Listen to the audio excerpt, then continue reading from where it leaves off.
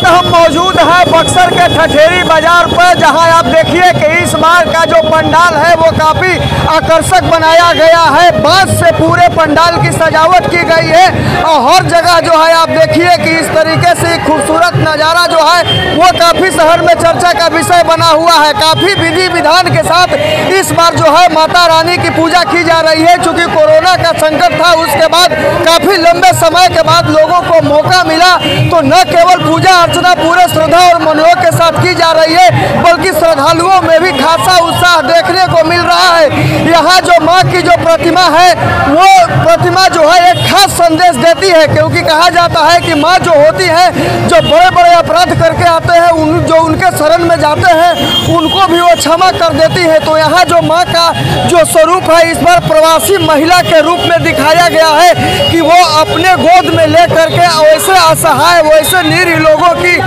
वो रक्षा करती है, उनके सब बीच में वो सामान का वितरण करती है। तो कहीं ना कहीं एक तरीके से जो कहा जाता है कि दशहरा का जो पर्व होता है वो बुराई पर अच्छाई का जीत होता है। तो निश्चित तौर पर ये जो माँ का स्वरूप है वो ये संदेश देता है कि कहीं ना कहीं जो गरीब और निसहाय लोग हैं उनको कहीं ना कहीं ज़रूरत होती है सेवा की, और लोगों की सेवा करनी चाहिए। ये संदेश यहाँ की प्रतिमा से निकल करके सामने आ रहा है। तो काफ़ी खूबसूरत सजावट बांस के द्वारा यहाँ की गई है और शहर में तमाम जो पंडाल हैं उससे अलग एक अपनी अलग खूबसूरती के लिए ये जाना जाता है।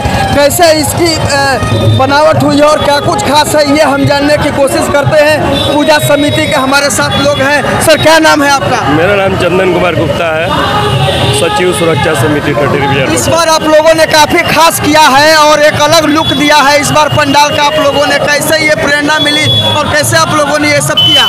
प्रेरणा मिली कि माँ इतना पहले तो बहुत बहुत बधाई कि शहर में खुशियाँ फिर से लौट आई है। जो देखने को नहीं मिला पिछले साल वो इस साल देख के बहुत खुशी प्राप्त हो रही है हम लोगों को। और इस बार माँ अपने लॉकडाउन में, जिस तरह से सभी माँ लॉकडाउन में इनकम का कोई स्रोत नहीं था, तो बच्चों का किस तरह से पालन पोषण कर रही थी उस तरह से दिखाया गया है। और आप देखे होंगे कि जगह जगह पर पोटली का वितरण होता था जिसमें अन्न अनाज ये सब होता है, तो वही चीज़ को प्रसाद के रूप में दिखाया गया है हमारे पंडाल में। और मतलब बांस के द्वारा ये दिखाया जा रहा है कि यहाँ मतलब किसी तरह का एक बहुत गरीब प्रवासी, किस तरह से लोग रहते थे, प्रवासी लोग आते थे, जहाँ जगह मिला वहाँ रुक जाते थे, बांस का हो या ना हो जहाँ हो वहाँ रुक जाते थे। वही चीज़ दिखाने का हम लोग कोशिश किए हैं। और माँ के गोद में बाल रूपी हमारे कार्तिकेय भगवान उपस्थित हैं, बगल में पार्वती जी और लक्ष्मी माँ विराजमान है, नीचे गणेश भगवान को दिखलाया गया है। तो जाहिर तौर पर कहा जाता है कि माता का जो स्वरूप होता है वो कहीं न कहीं भक्तों को अभय दान देने वाला होता है। वैसे जो लोग निरीह हैं उनको मदद करने के लिए मन में लोगों की भावना होनी चाहिए, उस संदेश को जताने की कोशिश की गई है। यहाँ पंडाल पर जो पुजारी हैं उनसे हम समझने की कोशिश करते हैं। बाबा, ये जो माँ का स्वरूप इस बार दिखाया गया है लोगों की मदद करते हुए, कैसा क्या रूप है और क्या कुछ का वर्णन है, थोड़ा जानकारी दीजिए।